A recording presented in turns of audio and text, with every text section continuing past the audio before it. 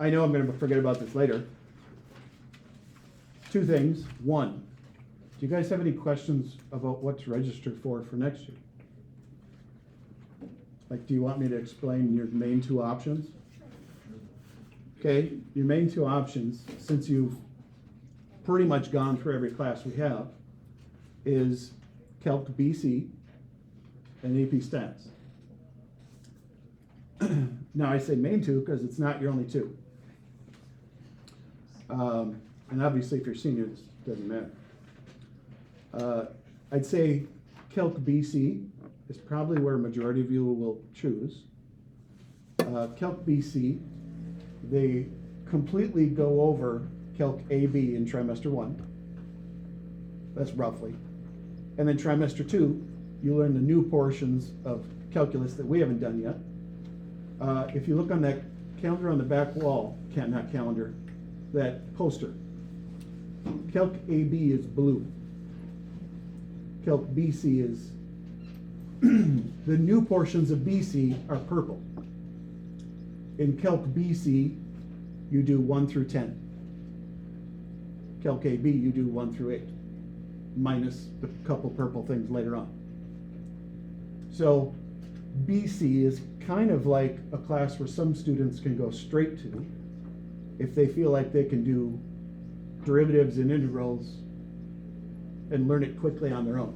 Most people cannot. So that's why we do 1 through 8 as a slow pace as we can. And then next year you do Calc 1 again, because then you learn it a lot better the second time, to be honest. And then the purple is new, it's sequences and series. That's what most of you would do. And on average, no matter what score you get this year on the AP test, in Calc BC, when you take the AP test, you get 2 AP scores. You get a Calc AB score again, and you get a Calc BC score. I would say virtually everybody in Calc BC increases their Calc AB score at least 2 points. So if you get a 3 this year, on average you get a 5 next year. And that's just because the second time you do it, you learn it better. Like, you kind of know what's going on, so that things click. But you do get 2 scores. So if your AB score is better next year, it would override this year's. So that's kind of how that works. And that's why most people choose that route. AP Stats is completely a standalone separate class. If you're planning on going into some sort of a field that requires statistics, you're welcome to take it now. You don't have to. But a lot of majors require statistics at some point or another. Not every liberal, words aren't working yet. Not every liberal art degree needs statistics, but a lot of them do. Like psychology, sociology, business. There's quite a few of them, common areas that require it. So that's why a lot of people take it here. It is not harder or easier than Calc. Like, they're just not comparable. A ton of people ask me that. They ask me if they would do better, which one they would do better in. I don't know. They're so different that they're extremely hard to compare. Calc obviously uses a lot of algebra and things like that. The AP Stats can be taken anytime after Algebra 2, because that's all the more difficulty of algebra you use. But you totally do various new things, like, all about statistics that aren't comparable to Calc. So can't tell you if you would do better or worse. Me personally, I had a much harder time in stats than Calc. I 100% know other people that were the exact opposite. So it's kind of just per person. If you have a very difficult time this year in Calc, and you don't think you want to do either one of those 2 classes, I have had some Calc students in past years do CIS math modeling next year. And the only reason you would take that class is if you're gonna be choosing a major that is non-STEM related. And that's because that class counts as college algebra at the University of Minnesota. And liberal arts degrees usually only require college algebra. So if you know you're going into that field, there's nothing wrong with taking that class. If you're undecided, that wouldn't be a good option because that's not gonna help anything. Not really trying to promote you to skirt the system or anything, but none of you were able to take AP's pre-calc.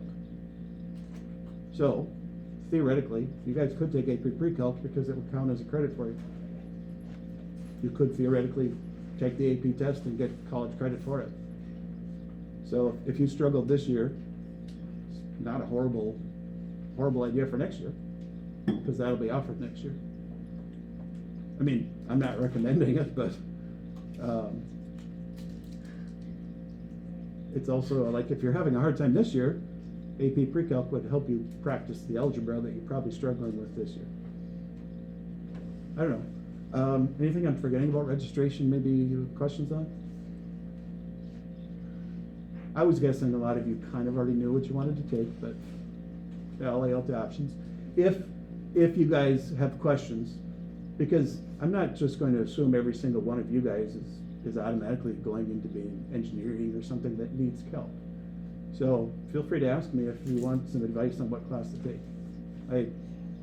I've taught virtually every class here, so ask away if you have questions. What was the other thing I was going to say? Oh, retakes. If you want to do retakes or corrections from 4.1 to 4.3 this week or next week, 100% that's okay. Just kind of figure out a time for you that works to do that. R&R obviously works. I don't know if you guys can sign up for R&R on your own right now or not. When I set up my R&R session, it didn't allow me to click to let students sign up. So I'm hoping something didn't change. When's the deadline for the Unit 3 retake, since we just got it before break? I don't know. End of next week? Does that work? All right. Oh yeah, you're right, because I handed that back just a couple days before the test, didn't I? Yeah. There were so many things going on. Yeah, I'm going to be kind of flexible just because it was busy right before break. When will we be able to see our 4.1 to 4.3 test? It's a good question. Hadn't even thought of it. I know not everybody's taken it. It's right, because I corrected it and just put the scores in so you guys could see them. I'll think about that today. That's a good question. Yeah, so many things were going on. If I forget about something, I'm not gonna be offended if you ask or remind me. Okay, let's do 4.3, even though I've pretty much used up half the hour. We get done at 10:12 because of Raptor time and registration today.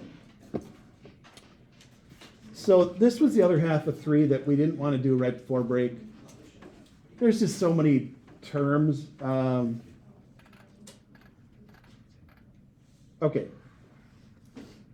These are going to be the main ones. Should I go over like cost and revenue and profit? Okay.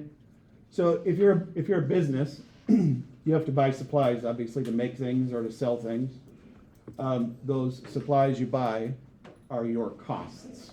Or like you have to pay your employees, whatever, like if you're a business, you have to pay for stuff. Heavy salary cost. For you guys, that's probably pretty low. That's okay. That's how they make money. Revenue is how much money the business takes in. So like when people buy stuff, when people give them money for whatever, that's revenue. The money you take in is the revenue. Profit is how much actual money you make. So the profit's going to be the money you've taken in, the revenue, minus the cost. Now, don't feel like you guys need to have these down perfectly. So I've only seen a couple questions on past AP tests. Free response, obviously, it's not part of multiple choice.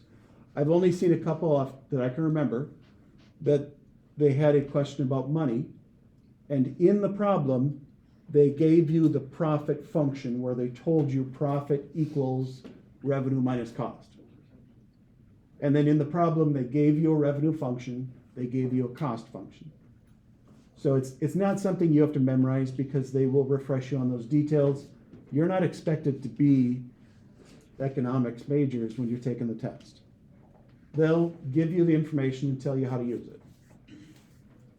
Now, average cost, I didn't say anything about that yet. Sure, I'm not even gonna pretend some of these things I've never even remotely thought about in my life. So, but the average cost is, you're gonna be a cost function divided by however many things you're talking about. So if you're talking about 10 things, you would divide by 10. So it's cost divided by X. This is probably all I've ever remotely thought about business things. However, in calc, obviously, we would talk about derivatives. So marginal cost, for whatever reason, is what they call the derivative of cost.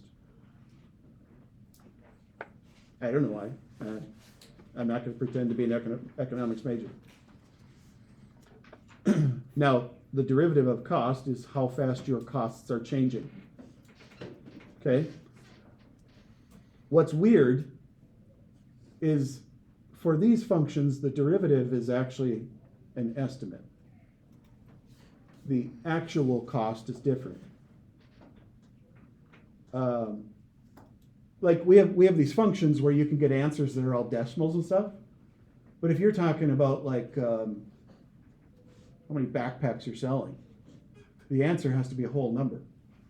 So like exact functions don't actually fit perfectly. So that's why for a lot of these, the derivative is generally the estimate or approximate answer. The actual change in cost, you would take the next cost minus the costs you're looking at. That would tell you how much it actually changed to go to the next one. And so that will be some of your questions. I tried writing all of them up on the whiteboard because I thought we would do a couple problems together. Obviously you guys can look at your packets and stuff, but there's just a lot of terms and it's quite annoying. So that's up there for you / for me.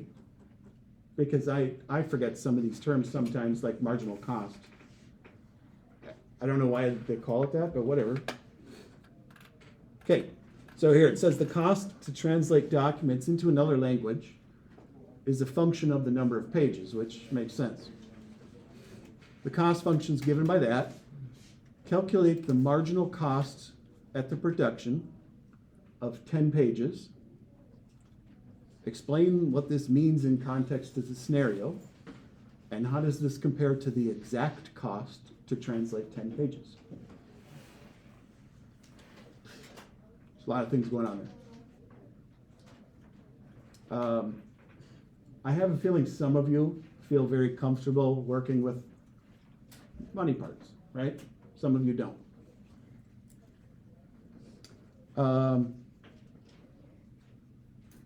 Is anybody here at BPA, probably? Oh, really? Nobody? What? Is anybody here in BPA? Isn't it like Business Professionals of America or something? Oh, usually there's some calc kids in there. Oh, I was kind of curious if you guys have ever gone over any of this. But whatever, I'll find out. Maybe 6R has something at BPA. Okay, calculating the marginal cost for 10 pages. What would we do? Yeah, take the derivative, plug 10 into the derivative. And that's going to tell you approximately how much more it was to translate 10 pages than it was 9 pages. when it says, how does this compare to the exact cost to translate 10 pages?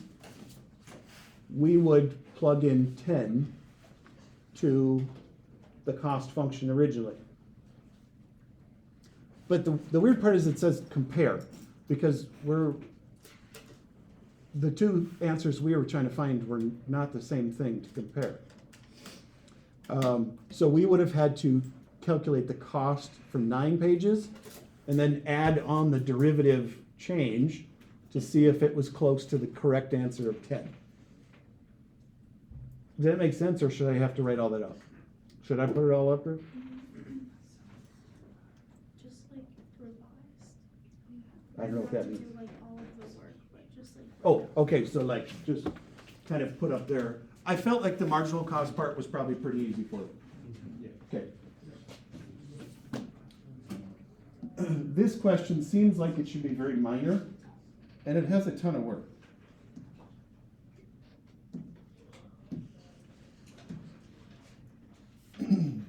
So the exact cost to translate 10 pages would be C of 10, which would be something, I don't know. I suppose somebody already probably did that. Did anybody plug 10 in? Oh, okay. Now the C prime of 10, we would calculate how much it costs to translate 9 pages, and then we would add on the derivative of 10, and that would be an approximate on how much it would be to translate 10 pages. So the prime means how much it changes. So this is an estimate of how much the price changed from the previous one. What did C prime of 10 come out to be? 7.35. Okay? And so that's our estimate of how much more it would cost to translate 10 pages than 9 pages. I'm sure somebody did C10 by now, probably. No? Do you guys know how to do it? Do you guys know how to do it quickly on the calculator? No. Oh, okay. You know what? This is a good time to show the calculator. This is just as important because this whole section is very heavily calculator, and well, so will next section.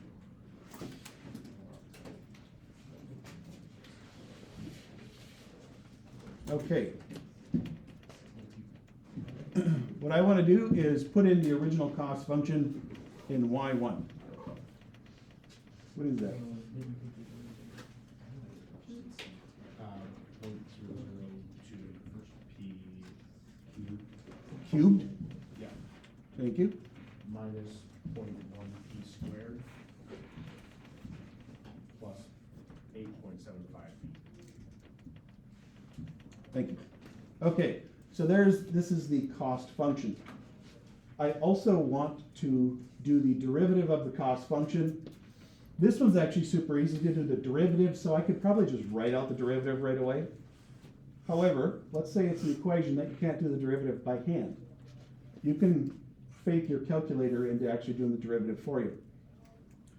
So normally the only thing you can do on your calculator is tell the calculator to find the derivative at a single number. What we're actually going to do is tell the calculator to do that at every single number. So in Y2, I'm going to tell it to take the derivative of Y1 at every number. So I'm going to do alpha window.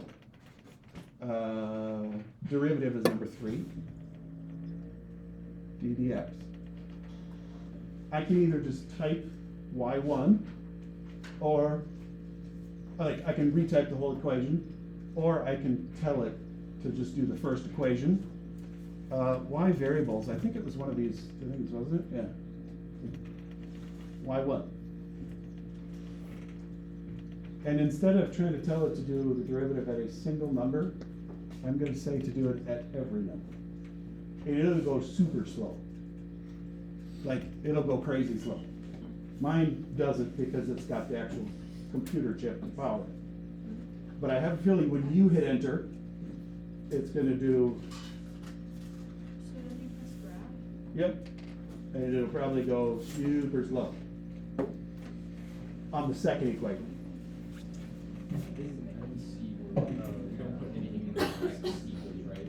Or oh, x equals x. Then you press. To do it at every number, x equals x. Oh, that's one. X represents a random number, so that's how you tell it to do every number. It's kind of weird. It's a way to, but it only works for graphing. Because we're having the calculator graph the derivative at every single number. And it's not gonna give you the equation, but it will draw it for you. And did yours go like crazy slow? Yeah, that's because it's calculating like every 10,000th. So it's literally calculating thousands and thousands of answers along the way. And the computer, your calculator has a computer chip. It is a computer chip from early 1980s. It was the computer chip in the Apple IIe computer. Like, I don't know if you guys know which one that is. You've probably seen some people make fish tanks out of them or something. It's the very first Apple Macintosh computer.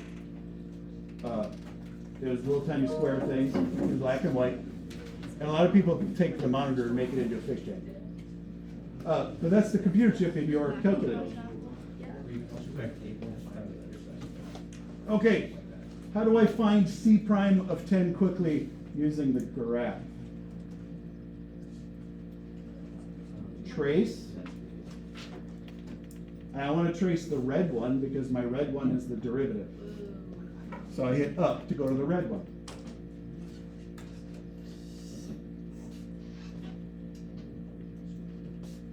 And I want to trace it at x equals 10.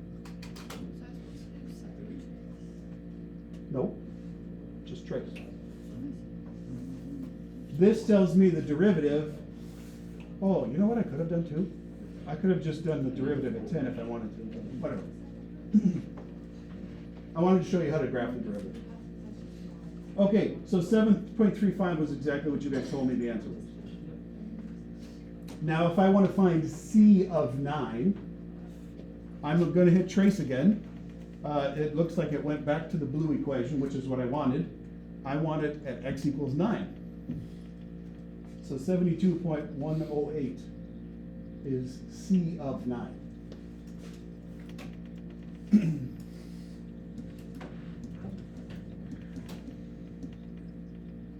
And together those make 79.458.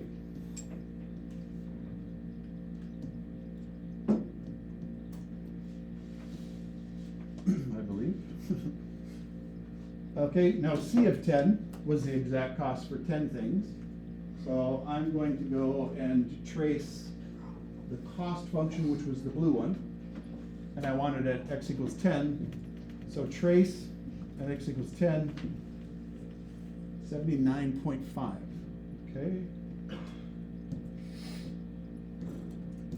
So this was the exact cost for translating 10 pages. This was our guess or estimate for translating 10 pages, which would round up to 4, 6, or technically round up to 5, but obviously we know it's different. But this one, we take the previous cost and add on the change for the 10th item. And this is an estimate for how much more it costs.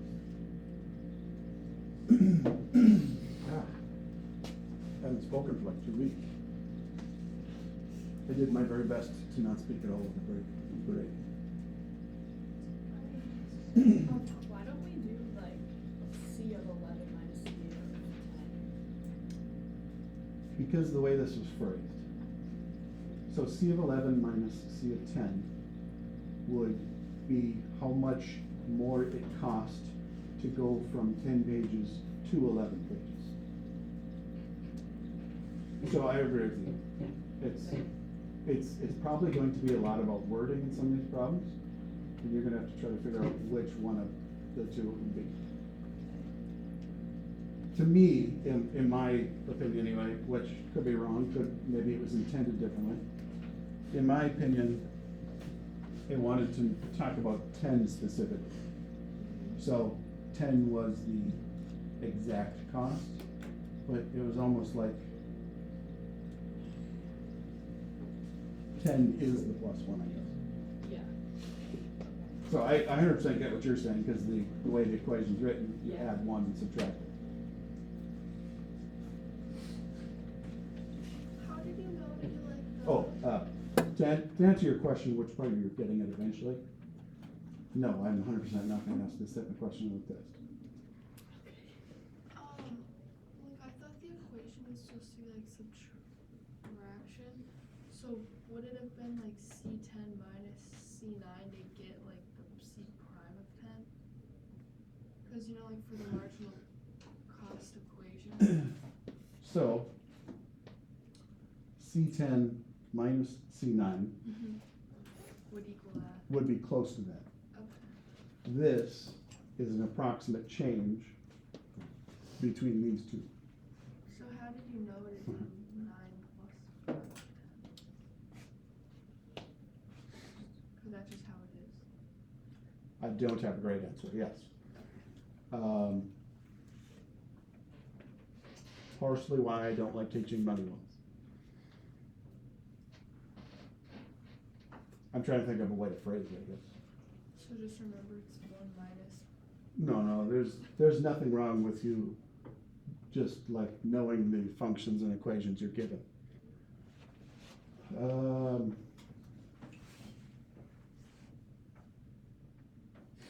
So I wasn't trying to find exactly how much more it costs to make one item, because the equation that you were trying to reference specifically finds exactly how much it costs to make one more. But I wasn't trying to find that. Okay. So that's why I didn't specifically use that formula. Okay. But that formula is made up of parts that I wanted to use their things in the way this was phrased. And so this one is kind of actually referencing 9 and 10 without directly saying it. And so that's gonna be the difficult part for you guys.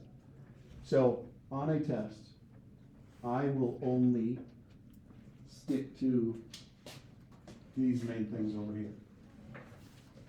Now, these are in the homework, and they're great questions to go over. There's nothing wrong with going over them. But when it gets to something to be tested on, I'm only gonna test you on something that's been on an AP test, or that they've shown that they'll test you on. And the most complex portion of money that they have shown that they're gonna test you on is profit. That's the most complicated money portion that they've gone over. I don't recall them ever using the term marginal cost. In the problem, they talked about needing to find the derivative of profit and derivative of cost and such. So in the problem, they referenced that, but they didn't necessarily call it marginal cost.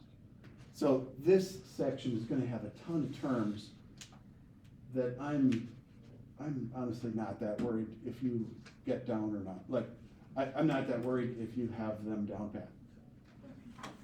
You're absolutely welcome to look up, reference anything you want. And I would not feel, don't let yourself feel like you're not doing well on it if you're confused on the terming. Because I guarantee whoever created the notes either was an economics minor or is just very interested in that topic.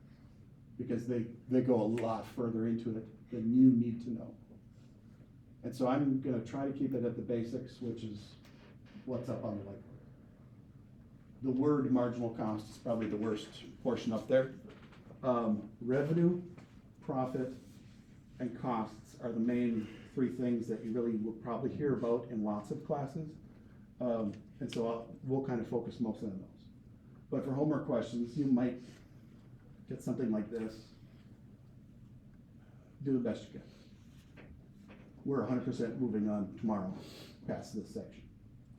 And if I test you on something on the test at the end of the chapter, it would be something very straightforward, like cost, marginal cost, profit, something like that. Like so more straightforward things, then I won't try to word it where it could be misunderstood. If that helps. So, I don't know, I'll probably stop there, cause I didn't wanna give you a ton of notes on this, because it's gonna be kind of just shoot away somewhat. It has been on past AP tests, but they have directly told you in the problem what the equations are and what they stand for. So it's not something you have to memorize. So I kinda thought I would just let you guys try the rest of the homework questions, see how they go. I believe I already put the answer key up for that section, didn't I? Cause I probably put it up before the last test. And we, since 4.3 was on the last test, yeah. So, you are welcome to try them, you can check out the answer keys, see how it's going for you. But I wouldn't sweat it if it's not going well. And, most of you probably already know by now, we have Raptor Time next. You guys don't know yet. So do we turn, like, is there like a second part of? I'm not gonna make you turn in 4.3 again. Okay. You're welcome to try them, I'm not gonna check them. Is that helpful? Yeah. Okay. Don't go out of your way to spend time finishing it. We are 100% moving on to 4.4 tomorrow, which is gonna be more relevant. I mean, not that money's not as relevant, but still.